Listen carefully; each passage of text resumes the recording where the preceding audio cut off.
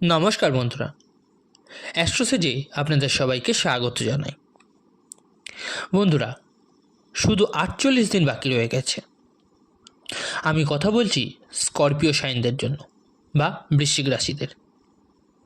48 দিন বাকি রয়ে গেছে আপনাদের শনির ঢাইয়া সমাপ্ত হতে। আজকে আমি অনেক ডিটেলসে আলোচনা করতে চলেছি। আজকের এই 8 থেকে 10 মিনিটের ভিডিওর পুরো শুনলে আপনি সব পুরোপুরি বুঝতে পারবেন। আজ থেকে 48 দিন বাকি রয়ে গেছে। 29শে মার্চ 2025-এ শনির ঢাইয়া শেষ হয়ে যাবে, যা 2.5 বছরের জন্য হয়ে থাকে। এই 48 দিন পর কি হবে তা নিয়ে বলবো। আর শনির এই রাশি পরিবর্তনের পর আপনার রাশিতে ওনার কি প্রভাব থাকবে, শনির ঢাইয়ার পর আসলে কি হবে, পজিটিভ না নেগেটিভ হবে, যেটা সবার মনে প্রশ্ন। শনির ঢাইয়ার পর কি হবে তাদের সাথে, সব কিছু বিস্তারিতভাবে বোঝাবো আজ। আজকের এই ভিডিওটি জন্মরাশি চন্দ্ররাশির ওপর নির্ধারিত।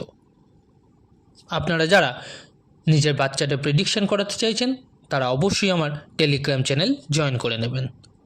লিঙ্কটা ভিডিও ডেসক্রিপশানে পেয়ে যাবেন। আর যে সকল বন্ধুরা নিজেদের প্রতিকার বা রেমেডিজের জন্য স্টোন ব্যবহার করতে চাইছেন তারা অবশ্যই এই ভিডিও ডেসক্রিপশানে আরেকটি লিঙ্ক দেওয়া থাকবে, একবার চেক করে নেবেন। নেয়া না নেওয়াটা সম্পূর্ণ আপনার ওপর, কিন্তু কী ধরনের জিনিস ব্যবহার করতে বলছি সেটা ওখানে গেলে আপনি ভালো করে বুঝতে পারবেন। তো চলুন এবার মূল আলোচনা ফেরা যাক। বৃশ্চিক রাশি আপনাদের 8 নম্বরের রাশি। বর্তমানে শনি আপনার 4th হাউসে ট্রানজিট করছে। কুম্ভ রাশিতে অবস্থিত শনি।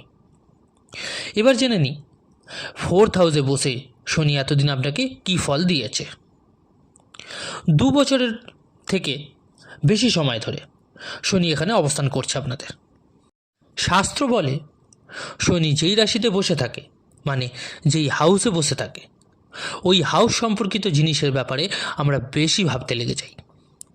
শনি যেই রাশি বা যেই হাউসে বসে থাকে, আমরা আমাদের কর্মকে, আমাদের যা কর্মা আছে, নিজেদের কর্মকে ওই স্থানে লাগানোর প্রয়াস করে থাকি, খুব বেশি ভাবি এবং নিজেদের এফার্টসকেও ওই স্থানে দিয়ে থাকি।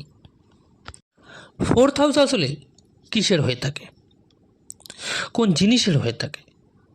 4th হাউস হয় হ্যাপিনেসের, বাড়ির, মায়ের, লাক্সারি, সব ধরনের সুখ সুবিধার, যেরকম গাড়ি, বাড়ি, প্রপার্টি, জমি জমা, এসব 4th হাউস থেকেই দেখা হয়।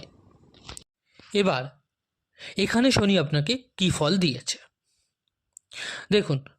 প্রপার্টির ব্যাপারে ভাবা, তবে অনেক রকম লোক আছে বৃশ্চিক রাশির।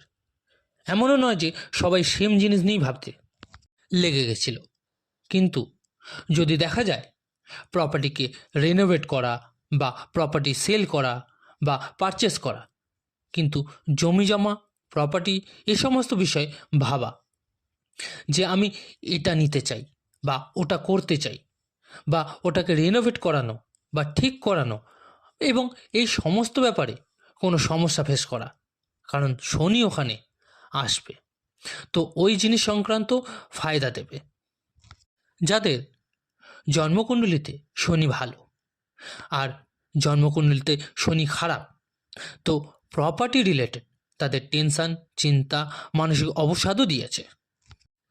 লাক্সারি জিনিস রিলেটেড, যেমন গাড়ি বা কোনো দামি জিনিস যার দ্বারা আপনি খুশি পান, সেই জিনিস নেওয়ার চেষ্টা করা কিন্তু তা না পাওয়া, এরকমও দেখা গেছে। শনি 4th হাউসে থাকার দরুন মায়ের সাথে তালমেলের কমতি, মায়ের চিন্তা, আপনার চিন্তা মাকে নিয়ে, বা মা চিন্তা করছে বেশি আপনাকে নিয়ে, কোনো না কোনোভাবে হ্যাপিনেসের অভাব বা সুখ সুবিধা আপনার কাছে এসেও চলে যাচ্ছে। এই সমস্ত বিষয় আপনার সাথে ঘটেছে শনির ঢাইয়াতে, শনি 4th হাউসে থাকার জন্য। যাদের জন্মকুণ্ডলিতে শনি ভালো তাদের ফাইন্যান্সিয়াল গ্রোথ দিয়েছে, অবশ্যই দিয়েছে, নতুন কামকাজ দিয়েছে, নতুন দিশা এবং নতুন দশা দিয়েছে বৃশ্চিক রাশিকে শনির ঢাইয়াতে। আর যাদের জন্মকুণ্ডলিতে শনি খারাপ, তো আপনাকে কর্মক্ষেত্রে সমস্যা, মানসিক অবসাদ, পলিটিক্স, বাধা, দায়িত্ব, আর্গুমেন্টস, এই সমস্ত জিনিস আপনার লাইফে এসেছে অবশ্যই। আর ক্লান্তিবোধ করানো হয়েছে আপনাকে। আপনার পাকে ট্রাভেলের জন্য ক্লান্ত করা এই সমস্ত জিনিস কিন্তু দিয়েছে। কিন্তু এখনও 48 দিন বাকি আছে। এখন এই 48 দিনে আপনার তাড়াহুড়ো করা কিছু নিয়ে উচিত হবে না। যেমন আপনার মনে হলো জব ছেড়ে দেবেন, এরকমটা কিন্তু করবেন না।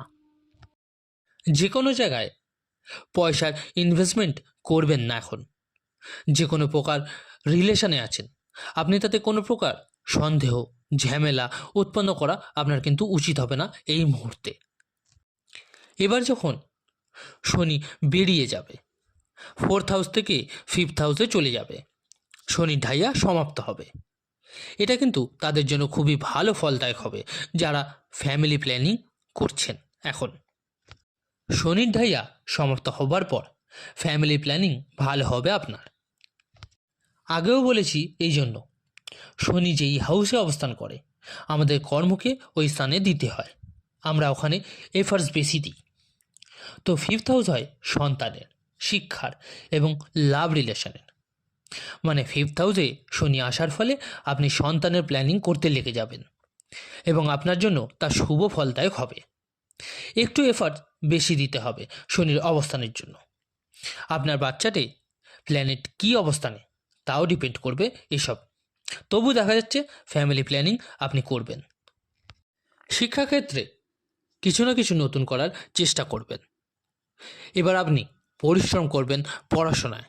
এছাড়া 5th-এ শনি আসার ফলে আপনার লাভ লাইফ পার্টনার একটু জেদি হয়ে যাবে, কিন্তু ততই প্রেম গভীর হবে। আপনার যে মানসিক অবসাদ, টেনশান, ডিপ্রেশন, অ্যাংজাইটি ছিল, কারণ শনি 10th হাউসকে দৃষ্টি দিয়ে চন্দ্র রাশিকে দেখছিল আপনার। চন্দ্র মনের কারক, তো মনের নেগেটিভ এনার্জি আসছিল, কারণ সব কিছু আমাদের ডিপেন্ড করে ঊর্জা বা এনার্জির ওপর। তো আপনার যেরকম এনার্জি হবে সব কিছু তো সেরকমই হবে। তাই তাড়াতাড়ি সমস্যাগ্রস্ত হয়ে পড়া, মেন্টাল ডিপ্রেশন, ওভার থিঙ্কিং, এটা শনি এতদিন আপনাকে দিচ্ছিল।